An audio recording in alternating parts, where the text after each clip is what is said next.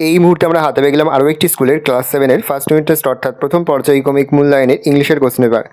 ভালো করে কোশ্চেনটা দেখে নাও। ফুল মার্কস তোমাদের রয়েছে 30, সময় তোমাদের রয়েছে 1 ঘন্টা। প্রথমে নাম, রোল নং আর সেকশন লিখে তারপরে কিন্তু প্রশ্নের উত্তরগুলো শুরু করবে। একে থেকে সিনিয়র প্যাসেজ রয়েছে, খুব ভালো করে সিনিয়র প্যাসেজটা পড়ে নেবে, তারপরেই কিন্তু প্রশ্নের উত্তরগুলো শুরু করবে। দেখো, একের এর দাগে তোমাদের মোট 3টি প্রশ্ন দেওয়া রয়েছে, প্রশ্নের মান 1 করে 1 × 3 = 3।